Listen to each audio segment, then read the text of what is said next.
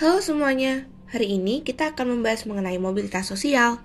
Nah, mobilitas sosial itu adalah gerak dalam struktur sosial dengan pola tertentu untuk mengatur sistem organisasi dalam suatu kelompok sosial.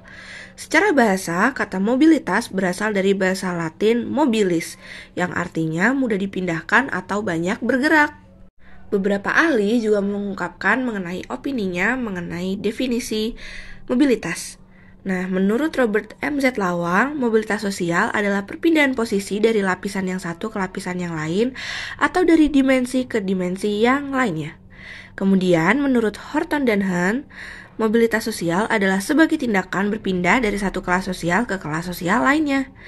Kemudian, menurut Kimball Young dan Raymond Wemark, mobilitas sosial adalah suatu gerak dalam struktur sosial, yaitu pola-pola tertentu yang mengatur organisasi suatu kelompok sosial.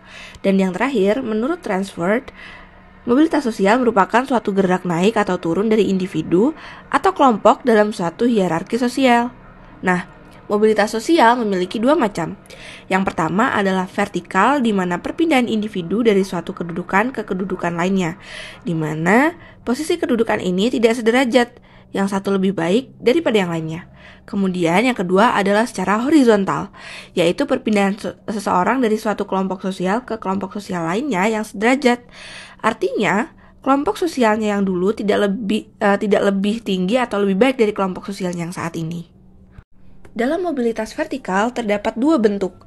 Yang pertama adalah vertikal intragenerasi, yang merupakan mobilitas sosial yang dialami oleh generasi orang itu sendiri.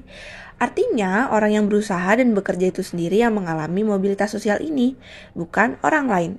Kemudian, yang kedua adalah vertikal antargenerasi, mobilitas sosial antar dua generasi atau lebih. Nah, artinya mobilitas sosial yang dialami seseorang tidak terlepas dari peran generasi sebelumnya. Contohnya adalah seorang ayah bekerja keras untuk anaknya sehingga anaknya bisa menjalani kehidupan yang lebih baik. Kemudian, pada mobilitas horizontal terdapat dua bentuk juga nih guys. Yang pertama adalah horizontal intragenerasi, di mana mobilitas horizontal yang ini terjadi dalam diri seseorang, dan yang mengalami mobilitas ini adalah orang itu sendiri. Nah, kemudian yang kedua adalah horizontal antar generasi, di mana mobilitas sosial ini melibatkan dua generasi atau lebih. Misalnya, seorang ayah bekerja sebagai guru, tetapi ia tidak mengikuti jejak ayahnya. Ia lebih memilih untuk menjadi tentara, seperti itu. Jadi ada perpindahan di situ, ada mobilitas sosial yang kemudian membuat antara ayah dan anak itu bekerja berbeda. Nah, kemudian mobilitas ini ternyata dapat didorong oleh beberapa faktor loh guys. Yang pertama adalah struktural. Misalnya struktural pekerjaan, ekonomi ganda, dan perbedaan fertilitas atau pertumbuhan penduduk. Kemudian ada pula individu, di mana individu memiliki perbedaan kemampuan dan pendidikan, faktor kebiasaan kerja, serta orientasi sikap terhadap mobilitas.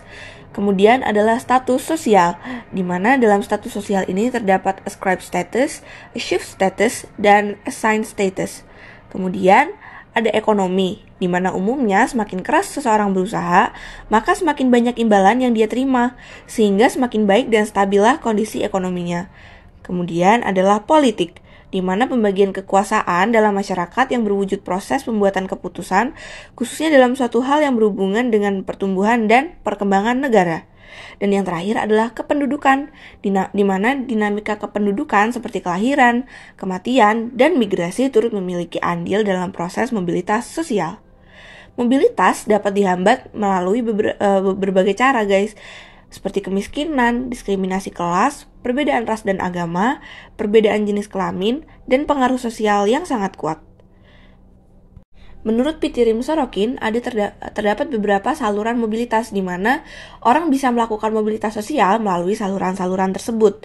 Yang pertama adalah angkatan bersenjata.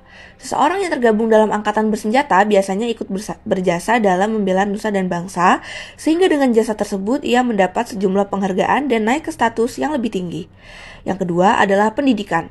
Pendidikan baik formal maupun non-formal merupakan saluran untuk mobilitas vertikal yang sering digunakan. Karena melalui pendidikan, seseorang bisa mengubah statusnya dari status di strata bawah ke status yang ada di strata atas.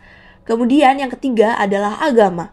Setiap agama menganggap bahwa setiap orang mempunyai kedudukan yang sederajat, tetapi pemuka-pemuka agama selalu berusaha keras untuk menaikkan status mereka yang berkedudukan rendah ke kedudukan yang lebih tinggi.